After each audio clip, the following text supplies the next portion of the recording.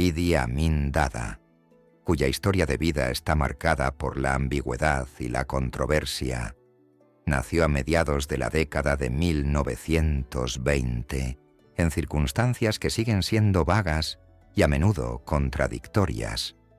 Las cuentas más comunes sugieren que su nacimiento ocurrió alrededor de 1923 o 1924 en Koboko, una región profundamente influenciada por el Islam y ubicada en la esquina noroeste de Uganda, cerca de la frontera con Sudán del Sur. Este detalle de su lugar de nacimiento introduce un aspecto crítico de su identidad, ya que Koboko era conocido por su significativa población musulmana, insinuando las influencias culturales que moldearon la vida y el carácter tempranos de Amin. La narrativa del linaje de Amin es tan compleja como su nacimiento. Su padre, Andreas Niabire, se convirtió del catolicismo al Islam y adoptó el nombre de Amin Dada. Informes contradictorios debaten su origen étnico. Algunos afirman que era Kakwa, otros sugieren orígenes nubios. Estas narrativas no solo destacan la identidad fluida de su linaje, sino que también subrayan las dinámicas regionales y religiosas que más tarde influirían en las estrategias políticas y militares de Amin. Su madre, Asa Ate, está envuelta en un misterio similar, con su etnia debatida entre Kakwa y Lugbara. La crianza de Amin estuvo marcada por la ausencia de su padre, quien abandonó a la familia al principio de la vida de Idi. Criado por su madre, la infancia de Amin estuvo impregnada de las enseñanzas del Islam, nutrida en el ambiente modesto de una escuela islámica en Bombo. Estos años formativos fueron cruciales, inculcándole los valores y disciplinas de su fe durante un periodo marcado por el conflicto global. Los ecos de la Segunda Guerra Mundial resonaban incluso en África Oriental. Este trasfondo insinúa el desarrollo de un carácter resiliente, preparado para los desafíos de la vida militar. Para apreciar completamente el ascenso al poder complejo de Idi Amin, uno debe explorar el intrincado tapiz de la historia colonial de Uganda. El país, en gran medida un constructo de la ambición colonial británica, era un mosaico de etnias y religiones. Antes de su formación como protectorado, la región era un conglomerado de reinos y tribus sin una identidad nacional singular. Los británicos, empleando tácticas clásicas de dividir para reinar, exacerbaron las divisiones étnicas, preparando el escenario para futuros conflictos y el surgimiento de figuras militares como Amin. La carrera militar de Amin comenzó bajo el régimen colonial británico, que quedó impresionado por su robusta presencia física y potencial de liderazgo. Al enlistarse en los rifles africanos del rey, a finales de la década de 1940, rápidamente se distinguió, ascendiendo en los rangos con una mezcla de carisma y fuerza bruta. Su servicio durante el levantamiento Mau Mau en Kenia es particularmente notable, ya que fue aquí donde la reputación de Amin por su eficacia y brutalidad se cimentó, rasgos que definirían su liderazgo posterior. Su rápido ascenso dentro del establecimiento militar colonial no fue solo un testimonio de sus habilidades personales, sino también un reflejo de la estrategia británica de utilizar fuerzas locales para mantener el control sobre sus colonias africanas. Este periodo de su vida es crucial para entender la paradoja del gobierno de Amin. Entrenado por los británicos para suprimir levantamientos, más tarde utilizaría estas mismas habilidades contra su propia gente y contra los intereses de sus antiguos mentores. Cada paso de la progresión militar de Amin estuvo marcado por significativos elogios y promociones, que no solo mejoraron su estatus dentro del ejército, sino que también reforzaron su autoimagen como líder nato. Para cuando Uganda se acercaba a la independencia, Amin se había establecido como una fuerza formidable dentro del ámbito militar, posicionado perfectamente para jugar un papel crucial en el futuro de la nueva nación. Su transición de soldado a figura política fue facilitada por sus credenciales militares y su reputación de intrepidez y acumen táctico. El contexto de la jornada de Uganda hacia la independencia del dominio británico es esencial para contextualizar el ascenso de Amin. A medida que los vientos de cambio barrían África en la década de 1960, se estaban creando naciones a partir de los imperios coloniales. Uganda, con su complejo mosaico de reinos y grupos étnicos, enfrentó una transición particularmente tumultuosa. La retirada británica dejó un vacío de poder que líderes militares locales como Amin llenaron rápidamente, explotando las divisiones étnicas y políticas heredadas. Al declarar su independencia en 1962, Amin ya era una influencia importante en los círculos militares de Uganda. Los primeros años de independencia estuvieron marcados por la inestabilidad política y el continuo forcejeo por el poder entre diversos grupos étnicos y políticos. La destreza militar de Amin lo hizo un jugador indispensable en la dinámica de poder del Uganda poscolonial, preparando el escenario para su eventual toma del poder. Su profundo entendimiento de la política militar y tribal de Uganda le dio una ventaja sobre sus rivales. Así, se preparó el escenario para el futuro liderazgo de Amin. Desde sus orígenes ambiguos hasta su robusto ascenso a través de las filas militares, cada fase de su vida contribuyó a la personalidad de un líder que más tarde sería tanto venerado como vilipendiado. A medida que Uganda lidiaba con su recién encontrada independencia, la singular mezcla de carisma, astucia militar y ambición despiadada de Amin lo posicionó en el corazón de la saga política en evolución del país. Los próximos capítulos de este guión profundizarán en los eventos que lo impulsaron al poder supremo, reflexionando sobre el profundo impacto de su reinado. El ascenso de Idi Amin, de un soldado disciplinado a un líder militar, no ocurrió en el vacío. A principios de la década de 1960, un periodo de intensos cambios políticos en África, Uganda lidiaba con su recién encontrada soberanía. La estructura de la nación, tejida con múltiples hilos étnicos dejados deshilachados por el dominio colonial, era vulnerable. Amin, con su sólido trasfondo militar y personalidad imponente, se posicionó como un estabilizador, capaz de asegurar la frágil paz de Uganda. Su reputación tanto de carisma como de brutalidad lo convirtió en una figura clave para navegar el complejo paisaje político que surgió después de la independencia. Al celebrar Uganda su independencia en octubre de 1962, el ámbito político estaba dominado por facciones que representaban diferentes intereses étnicos y religiosos. La falta de una identidad nacional unificada llevó a un clima político inestable, donde las alianzas eran cruciales. La destreza militar de Amin y sus conexiones dentro del ejército se convirtieron en activos invaluables. Se alió con Milton Obote, el primer ministro, cuyo propio ascenso al poder reflejaba la naturaleza caótica de la política ugandesa. Esta alianza resultaría fundamental, ya que Obote dependía en gran medida del apoyo militar de Amin para consolidar su posición. La relación entre Amin y Obote inicialmente fue simbiótica. La proeza militar de Amin complementaba las ambiciones políticas de Obote, y juntos navegaron los primeros tumultos de la gobernanza de Uganda.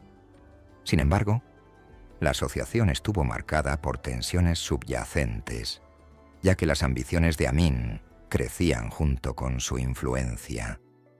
El ejército, bajo el liderazgo de facto de Amin, se convirtió en una fuerza política poderosa, actuando a menudo como árbitro en disputas entre varias facciones políticas y grupos étnicos, consolidando aún más el papel de Amin como un intermediario clave. Para mediados de la década de 1960, Amin se había convertido en una figura prominente no solo dentro de los círculos militares, sino también en la política nacional. Su mando del ejército de Uganda se caracterizó por una creciente autocracia, ya que comenzó a instalar leales en puestos clave. Esta consolidación de poder dentro del ejército se reflejaba en sus crecientes aspiraciones políticas, las cuales comenzaron a tensar su relación con Obote.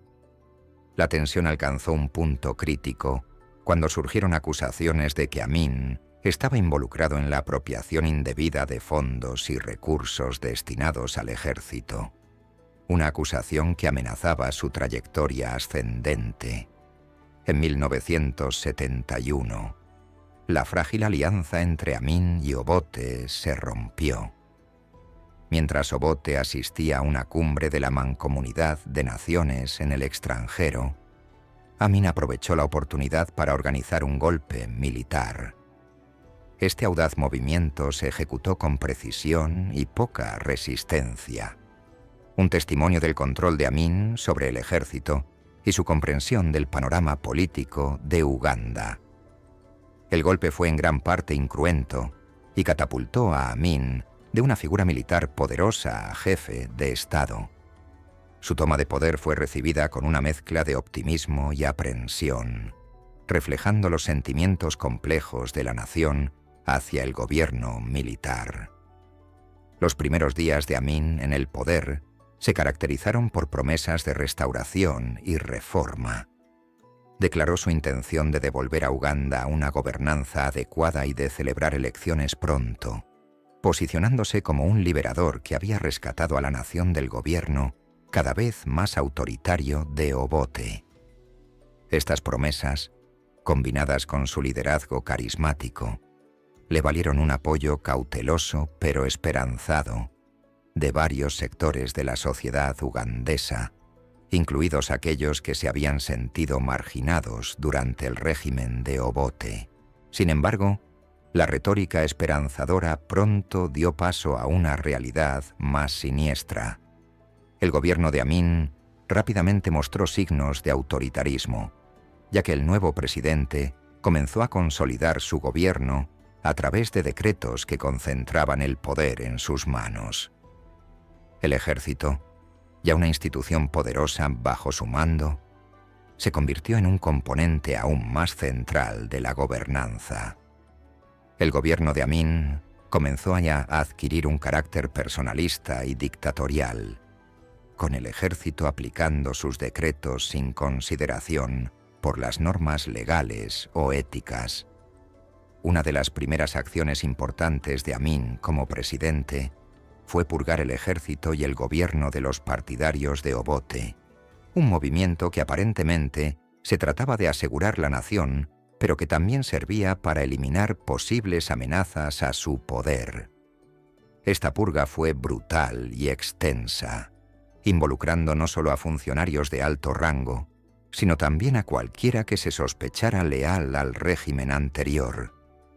La escala y brutalidad de estas acciones señalaron una clara desviación de sus promesas iniciales de democracia y justicia. A medida que continuaban las purgas, el gobierno de Amin se volvía cada vez más represivo. Los medios de comunicación fueron censurados, la oposición política fue aplastada y al ejército se le dio rienda suelta para hacer cumplir las políticas de Amin. Comenzaron a surgir informes sobre abusos de derechos humanos, pintando un contraste marcado con la imagen de liberador que Amin había proyectado inicialmente. La comunidad internacional comenzó a tomar nota, pero las alianzas estratégicas de Amin y las complejidades geopolíticas de la era de la Guerra Fría significaban que su régimen enfrentaba poca presión externa. La transformación de Idi Amin, de un líder prometedor a un dictador represivo, fue rápida y dramática. Al consolidar el poder a través del ejército, suprimir la disidencia y manipular las divisiones étnicas, Amin estableció un régimen marcado por el miedo y la brutalidad. Los primeros años de su gobierno prepararon el escenario para lo que se convertiría en una de las dictaduras más notorias de África, caracterizada por abusos generalizados de derechos humanos y un impacto devastador en la sociedad ugandesa. Este periodo sentó las bases para los capítulos más oscuros del gobierno de Amin, que se desarrollarían con aún mayor ferocidad en los años venideros. A medida que Idi Amin consolidaba su control sobre el poder, el carácter de su régimen tomó un giro oscuro. Las purgas iniciales que marcaron su ascenso fueron solo el comienzo de una campaña de terror más amplia que definiría su gobierno. El gobierno de Amin, oculto bajo la apariencia de seguridad nacional, amplió su alcance de represión. El State Research Bureau, la policía secreta de Amin, se hizo notorio por sus tácticas brutales, que incluían arrestos arbitrarios, torturas y desapariciones de cualquiera que se considerara una amenaza para el régimen. El gobierno de Amin se caracterizó no solo por la represión interna, sino también por un comportamiento extraño y errático que desconcertaba tanto a sus ciudadanos como a la comunidad internacional. Sus afirmaciones, como el título de Rey de Escocia y promesas de un imperio africano, formaban parte de una serie de declaraciones públicas extravagantes que socavaban la seriedad con la que algunos podrían haber tomado su gobierno. Estas distracciones, sin embargo, hicieron poco para mitigar las duras realidades de su gobierno brutal. La brutalidad del régimen tenía una clara dimensión étnica, ya que Amin tenía como objetivo grupos específicos que percibía como amenazas para su poder. Los oficiales militares Acholi y Langi, leales al presidente depuesto Obote, fueron de los primeros en sufrir su ira. Esta violencia dirigida pronto se expandió para incluir limpiezas étnicas más amplias, ya que comunidades enteras fueron masacradas bajo sospecha de deslealtad. Las tácticas divisorias de Amin exacerbaron las tensiones étnicas, dejando una cicatriz duradera en el tejido social de Uganda. A nivel internacional, Uganda de Amin se volvió cada vez más aislada. Inicialmente, su golpe fue recibido con una respuesta moderada, ya que la política de la Guerra Fría llevó a muchos países a adoptar un enfoque de esperar y ver. Sin embargo, a medida que se multiplicaban los informes de abusos de derechos humanos, Uganda enfrentó condenas y sanciones de muchos países, incluidos Estados Unidos y el Reino Unido. Sin embargo, Amin navegó hábilmente la política internacional, obteniendo apoyo de Libia y la Unión Soviética, lo que le ayudó a mantener su control sobre el poder a pesar del creciente aislamiento global. A mediados de la década de 1970, la relación de Amin con la comunidad internacional alcanzó un nuevo mínimo después de la expulsión de los asiáticos de Uganda. Amin ordenó la expulsión de 60.000 asiáticos, a quienes acusó de explotación económica y deslealtad a su régimen. Este acto dañó severamente la economía de Uganda y dañó aún más la imagen internacional de Amin. La expulsión reflejó su política más amplia de nacionalismo económico, que tenía como objetivo redistribuir la riqueza a sus partidarios, pero que en gran parte resultó en un manejo económico errático y declive. Las consecuencias económicas de las políticas de Amin fueron devastadoras. Con la expulsión de los asiáticos, Uganda perdió su comunidad más emprendedora y económicamente activa. Esto, combinado con la gestión errática de la economía de Amin, llevó a graves escaseces e inflación. La agitación económica no solo profundizó el sufrimiento del pueblo ugandés, sino que también erosionó la base de apoyo entre aquellos que inicialmente se habían beneficiado de su gobierno. A fines de la década de 1970, el régimen de Amin enfrentó su mayor desafío militar. La contraofensiva liderada por Tanzania en 1978, apoyada por exiliados ugandeses, marcó el comienzo del fin de su gobierno. El conflicto se derivó de las ambiciones territoriales de Amin hacia la región de Kagera, en Tanzania, que afirmaba que era parte de Uganda. Esta aventura militar resultó desastrosa, ya que la invasión mal planificada y ejecutada llevó a una retirada humillante y al eventual colapso de su ejército. La guerra con Tanzania expuso las vulnerabilidades del régimen militar de Amin. A medida que las fuerzas tanzanas y los exiliados ugandeses avanzaban hacia Kampala, el control de Amin se desmoronaba. Su ejército, desmoralizado y desorganizado, no pudo resistir el asalto. La caída de Kampala en abril de 1979 marcó un final decisivo para su gobierno brutal, ya que Amin huyó al exilio, primero a Libia y luego a Arabia Saudita, donde vivió hasta su muerte en 2003. El exilio de Amin hizo poco para reparar las profundas heridas que su régimen había infligido a Uganda. La era posterior a Amin estuvo marcada por una inestabilidad y violencia continuas, ya que los gobiernos sucesivos lucharon por reconstruir la nación y reconciliar a su pueblo dividido. El legado de su gobierno continuó persiguiendo a Uganda, influyendo en su trayectoria política y social durante décadas.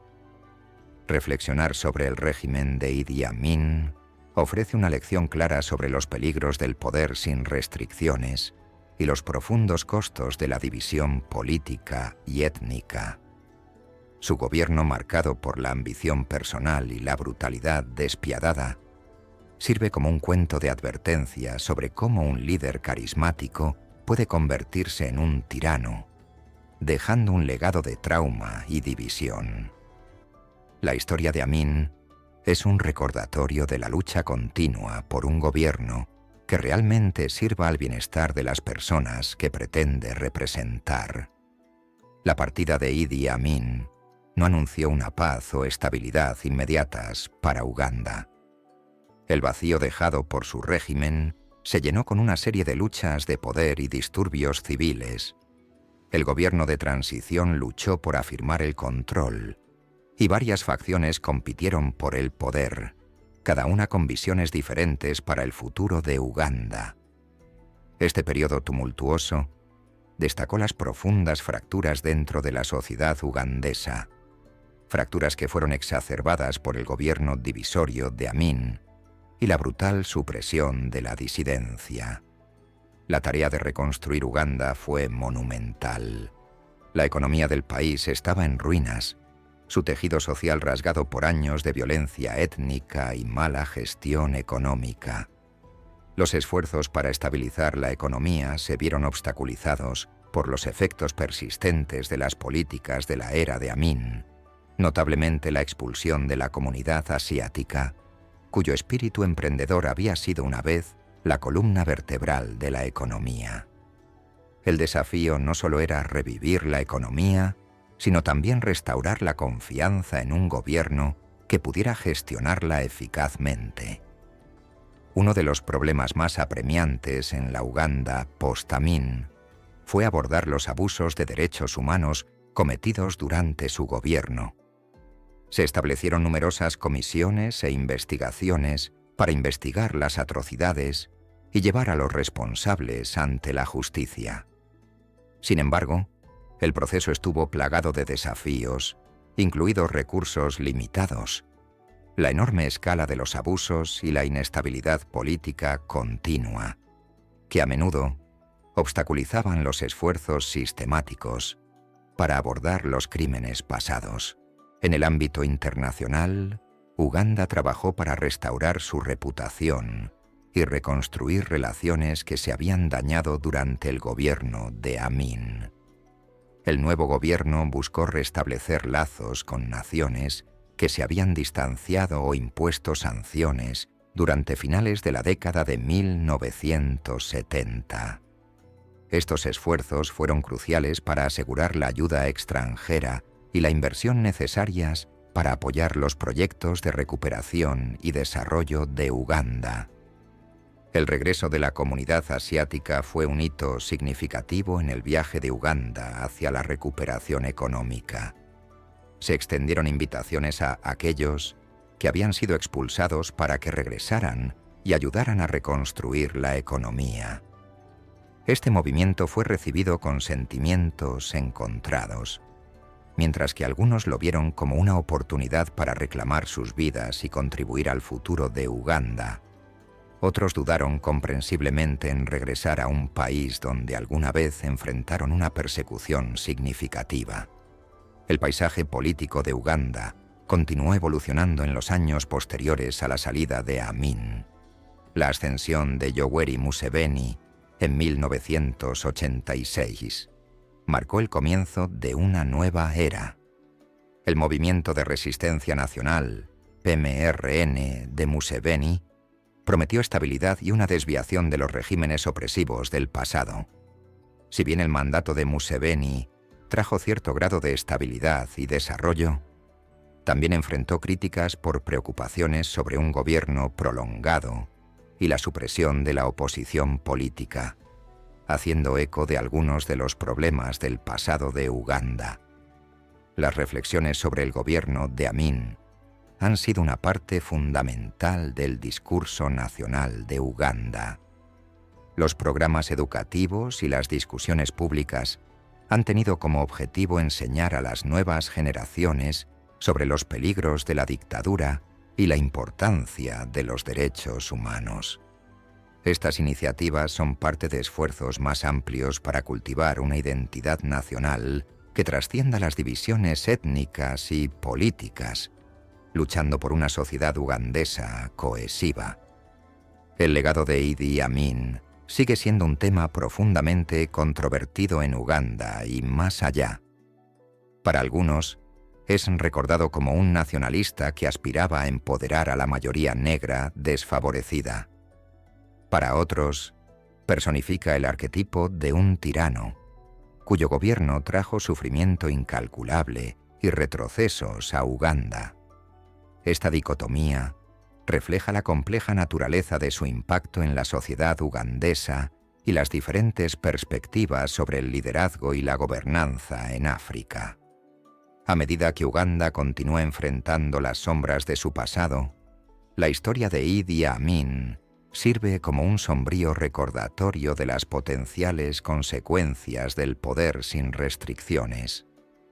El viaje continuo de la nación hacia la reconciliación y la unidad es un testimonio de la resiliencia de su gente y su determinación de forjar un futuro que honre las lecciones aprendidas de uno de los capítulos más oscuros de su historia. En conclusión, la narrativa de Idi Amin es más que un relato histórico. Es un cuento de advertencia que resuena a través de generaciones y fronteras. Subraya la necesidad de vigilancia en la gobernanza, la importancia de la solidaridad internacional frente a la tiranía y el espíritu duradero de un pueblo comprometido a reconstruir y redefinir su nación. A medida que Uganda mira hacia adelante, lo hace con conciencia de su pasado y un compromiso de asegurar que los horrores del régimen de Amin nunca se repitan.